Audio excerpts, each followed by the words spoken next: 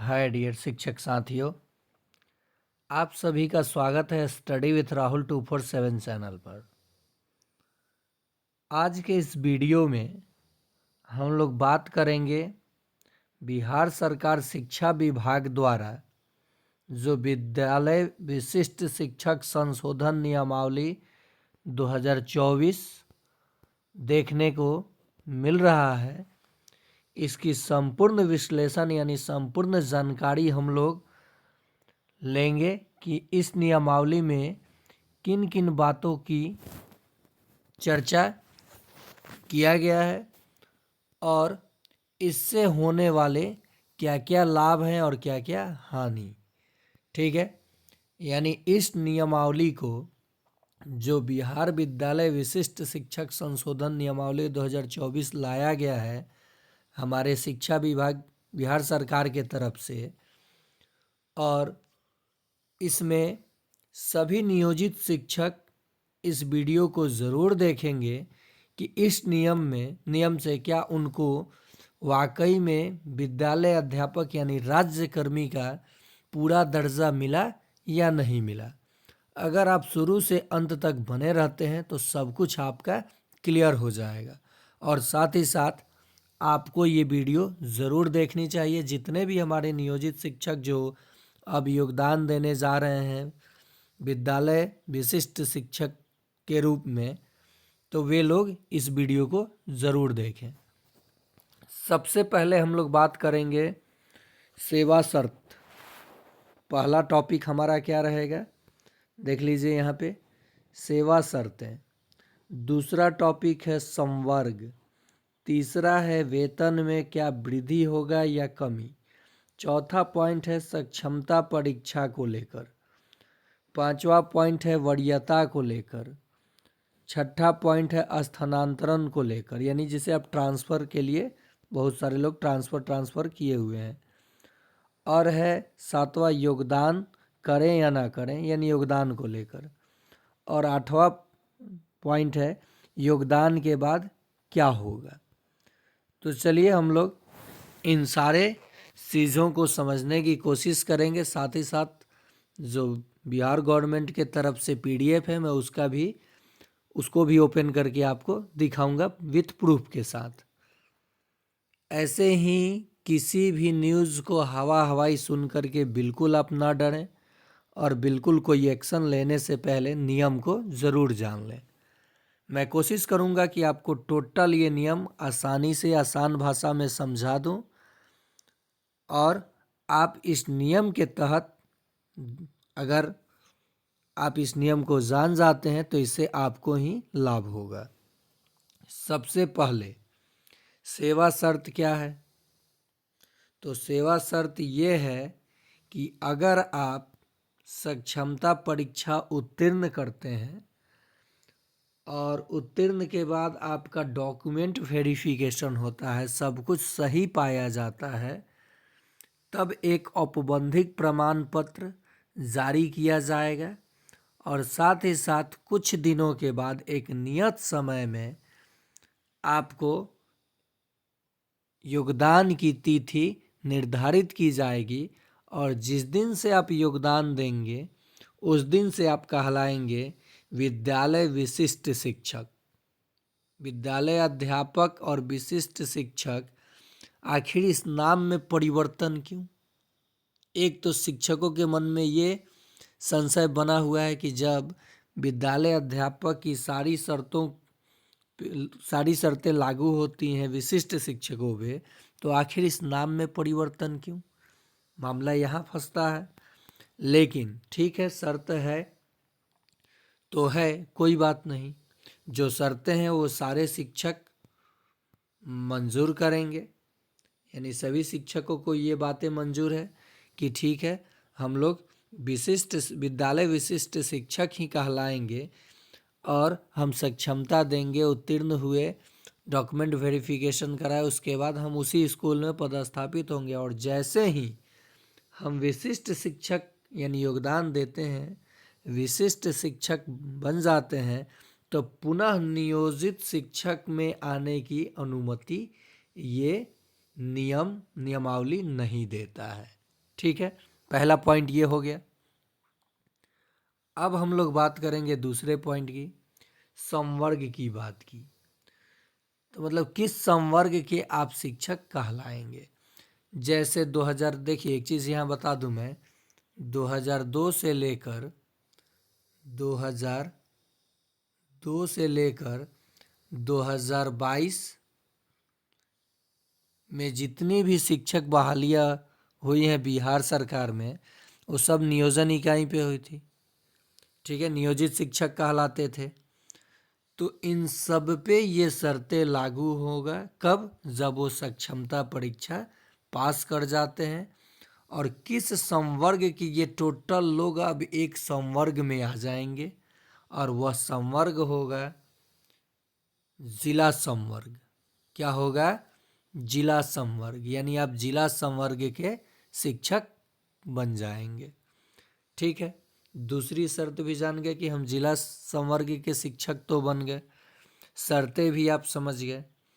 अब तीसरा पॉइंट है जो सबसे चिंता का विषय है हमारे सभी शिक्षक साथियों के लिए, कि जो अभी का वेतन है, मैं स्पेशली अगर 2022 को छोड़ दूं, 2022 में बहाल हुए नियोजन इकाई पे शिक्षकों को छोड़ दूं, तो बाकी शिक्षकों के लिए ये क्या वेतन में वृद्धि होगा या वेतन में कमी होगा। तो इसके लिए मैं स्पेशल आप लोगों के लिए वीडियो बना दूंगा कि आखिर इस ये वेतनमान तय कैसे होगा। क्या राज्य सरकार नियमावली 2005 इन पे लागू होगा या नहीं होगा, किन पे, विद्यालय विशिष्ट शिक्षकों पे। तो इस वेतन को लेकर के अभी मैं कंफ्यूज हूँ, इसलिए मैं ये चर्चा नहीं कर रहा हूँ, क्योंकि ये तो कहा गया है कि मूल वेतन आपको विद्यालय अध्यापक वाला दिया जाएगा, लेकिन इसमें मुझे अभी तक ये चर्चा नहीं मिला पूरे विश्लेषण के साथ कि और भी जो लाभ विद्यालय अध्यापक को मिलता है या भविष्य में मिलेगा, वो विशिष्ट शिक्षकों को मिलेगा या नहीं मिलेगा, इसकी अभी मैं पुष्टि नहीं कर सकता हूँ, और ना ही मुझे उस पत्र में कहीं पे ये पूरे स्पष्ट जिक्र मिला हुआ है। ठीक है, तो इसके लिए मैं अलग से आपको वीडियो प्रोवाइड करूँगा, आप बिल्कुल चिंता ना करें। हर एक चीज़ों को मैं एकदम आसान भाषा में क्लियर करते चला जाऊँगा, आप खुद उसके बाद एनालिसिस कर लेंगे कि योगदान करना है कि नहीं करना है। योगदान आप करना आपकी मजबूरी है या आप खुशी खुशी योगदान करना चाहते हैं, इसका जवाब आप लोग कमेंट में ज़रूर देंगे सभी शिक्षकों, ताकि मैं आगे आपके हित में वीडियो बना सकूं। नेक्स्ट है पॉइंट सक्षमता परीक्षा को लेकर के। अब बहुत सारे शिक्षक सक्षमता परीक्षा 1 दिए, ठीक है, सक्षमता 2 दिए, अब सक्षमता 3 की बारी है। तो सक्षमता 1 में बहुत सारे शिक्षक उत्तीर्ण भी हुए, उनको मैंने कंग्रेचुलेशन यानी बधाइयाँ भी दी थी, और वो बधाई के पात्र हैं भी। उन्होंने अपना सक्षमता दिखाया और कहीं भी पीएससी से कम लेवल का क्वेश्चन नहीं था। अब बात रही कि सक्षमता 2 में जो अनुत्तीर्ण हुए और लास्ट चांस नियमावली 2023 उनको तीसरा मिलने वाला था, अगर उसमें भी वो अनुत्तीर्ण हो जाते तो अपनी सेवा वो खो देते।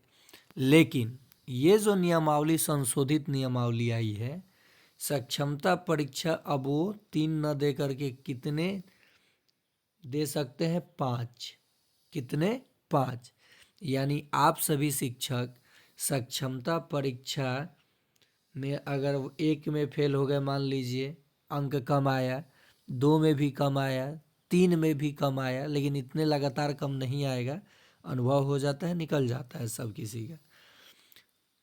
तो अगर ये पहले तो 3 ही था जो कि खतरनाक था, तो अब आपको 5 चांस मिलेगा, और इस 5 चांस में अगर आप फेल करते हैं तो उसके बाद इस नियमावली में बताया गया है कि आपकी जो सेवा है वो समाप्त की जा सकती है।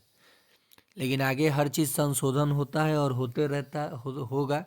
लेकिन फिर भी अगर आप चाहते हैं सक्षमता में फेल ना होना है, तो इस चैनल को तो जितने भी आपके साथी हैं, शिक्षक साथी, ज़रूर शेयर कर दीजिए। मैं गारंटी लेता हूं कि कम वीडियो में, कम दिनों में बेस्ट तैयारी में, सक्षमता हो, सीटेट हो, बीपीएससी प्रधान शिक्षक 2 हो या बीपीएससी टीआरई की बहाली हो, कम समय में बेस्ट परफॉर्मेंस के साथ आपको मैं प्रिपरेशन करा दूंगा इस चैनल के माध्यम से। और बिल्कुल आसानी से एग्ज़ाम कैसे निकाला जाता है, ये सब कुछ, तुक्का कैसे मारा जाता है, सब शेयर करता हूँ आपसे। और जीके स्टडीज़ पहला चैनल था मेरा, और ये दूसरा चैनल स्टडी विथ राहुल 247, आप देख सकते हैं विजिट करके। अब प्रश्न आता है, ठीक है सक्षमता परीक्षा के बारे में भी आप जान लिया। अब यहाँ बात आ रहा है कि वरीयता को लेकर। मान लीजिए जो लोग पहले ज्वाइन किए थे 2002 में और जो ज्वाइन किए 2022 में, अंतर आपको दिख रहा है 20 साल का।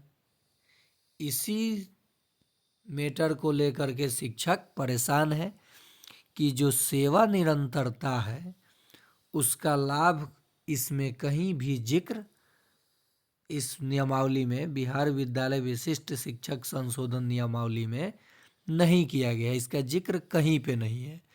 यानी 2002 के शिक्षक हों, 2012 के हों, 2014 के हों या 2022 के हो, वो जैसे विशिष्ट शिक्षक बनते हैं, यानी विद्यालय विशिष्ट शिक्षक के रूप में योगदान देते हैं, तो उस दिन से कौन वरीय होंगे इसकी चर्चा मैं लेटर के अनुसार अभी आपको करके बताऊंगा। और वो नियम क्या रखा गया है आप नियमावली 2023 में देख चुके होंगे, या फिर वरीयता को लेकर के मैं आगे एक वीडियो आपको बता दूंगा कि कौन वरीय शिक्षक माने जाएंगे। नहीं तो ये 2002 से जो सेवा दिए और 2022 में जो ज्वाइन किए, चाहे बीपीएससी टीआरई 1 और टीआरई 2 में ज्वाइन किए, तो वरीयता का लाभ अगर शिक्षकों को नहीं मिलता है तो फिर क्या लाभ उनको मिलेगा? तब तो माना जाएगा कि उनके वेतन में कमी ही हो रहा है।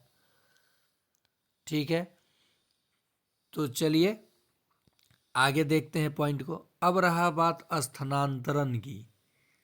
किसकी? स्थानांतरण, जिसे आप ट्रांसफ़र करते हैं, ट्रांसफ़र को लेकर।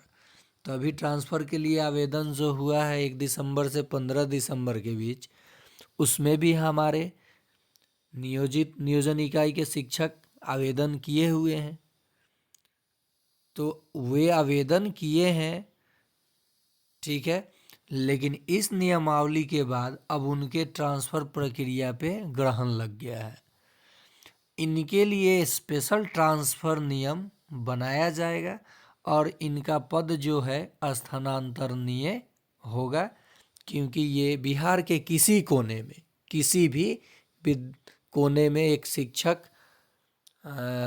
विद्यार्थी के अनुपात जो होता है उसको ध्यान में रखते हुए जिला के वरीय पदाधिकारी, यानी आप डीईओ कहिए या फिर डीएम कहिए, उनके द्वारा इनके स्थानांतरण के लिए नियम अलग से बनाया जाएगा, जो कि इस नियमावली में ये चीज़ कहा गया है लेकिन नियम बना नहीं है।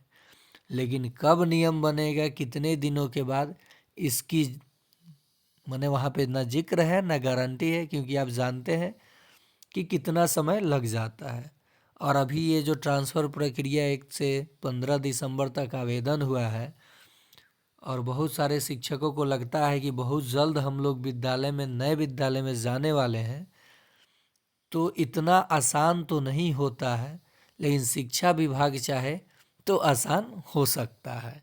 ठीक है, तो स्थानांतरण को भी आप समझ गए कि आपका जो योगदान देंगे उसके बाद आप जिला संवर्ग के शिक्षक हो जाएंगे, और उसके बाद स्थानांतरणीय आपका जो पद हो जाएगा वो बिहार के किसी ज़िला में, माने किसी जिला से किसी जिला में आप स्थानांतरण के लिए एलिजिबल हो जाएंगे, बशर्ते ये कहा गया है कि शिक्षक और विद्यार्थी अनुपात को देखते हुए, आपको ध्यान में रखते हुए आपके स्थानांतरण का नियम अलग से बना दिया जाएगा। अब बात रहा कि योगदान की तिथि अगर निर्धारित की जाती है, जैसे मान लीजिए यहाँ पे योगदान की तिथि निर्धारित की गई है सक्षमता परीक्षा 1 पास करने वाले शिक्षकों के लिए 1 जनवरी से 7 जनवरी के बीच। पहले जो इनको औपबंधिक नियुक्ति पत्र मिल चुका है, अब ये योगदान जब करेंगे तो क्या इनको नियोजित शिक्षक यानी नियोजन इकाई की जो शर्तें हैं, क्या पुनः उन्हें वापस उसमें आ सकते हैं योगदान के बाद या नहीं?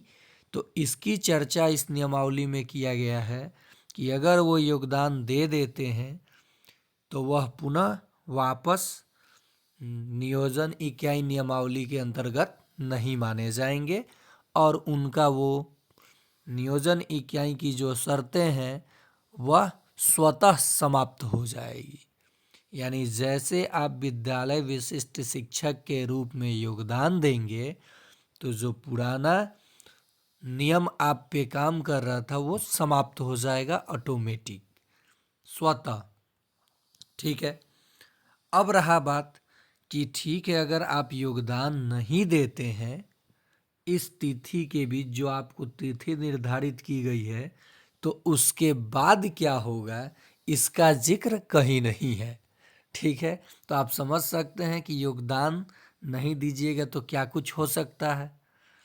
तो योगदान देना आपकी मजबूरी है या आप चाहते हैं विशिष्ट शिक्षक संशोधन नियमावली जो 2024 आया है इसके तहत योगदान देना कि नहीं, इसका मैं कमेंट में आप लोगों से जानना चाहता हूं कि आप योगदान खुशी खुशी दे रहे हैं या मजबूरी में। देना तो है योगदान, लेकिन हाँ, मांगे आप लोग रखते हैं और आगे भी रखेंगे, ये मुझे विश्वास है। फिर एक बात निकल के योगदान के बाद तो इसका जवाब आपको इसी प्रश्न में मिल गया कि योगदान के बाद क्या होगा। योगदान दे देने के बाद आप विशिष्ट शिक्षक नियमावली के सारे शर्तें आप पे थोप दी जाएगी या लागू हो जाएगी, मैं ये से बोल सकता हूँ। और एक पॉइंट और कि राज्य सरकार नियमावली 2000 माने राज्यकर्मी की जो नियमावली 2005 है वो आप पे आखिर लागू क्यों नहीं, तो उसके बारे में ये नियमावली 2005 क्या है मैं उस पर एक वीडियो बना करके चर्चा कर दूंगा और आपको सभी चीज़ों को समझा दूंगा कि वो नियम आप पे लागू क्यों नहीं और उस नियम से आपको लाभ क्या होने वाला है भविष्य में। यानी विद्यालय अध्यापक और विशिष्ट शिक्षक में वो नियमावली डिफरेंशिएट कर देता है और वो डिफरेंशिएट कितना बड़ा चीज़ है, अंतर कितना बड़ा है, ये आपको समझ में आएगा वो नियमावली जानने के बाद। ठीक है, तो मैं वो नियमावली के लिए अलग से वीडियो एक आपको प्रोवाइड कर दूंगा जो कि आप पढ़ करके या फिर मैं संक्षिप्त में इसी तरीके से आपको समझा दूंगा और आप समझ जाएंगे। और रहा बात कि अगर आप विशिष्ट शिक्षक बन जाते हैं तो आपको क्या नहीं करना चाहिए। ठीक है, इसके लिए भी अलग से मैं आपको वीडियो प्रोवाइड कर दूंगा। तो आज के लिए इतना ही, फिर मिलते हैं हम लोग अगले पार्ट में किसी नए जानकारी के साथ।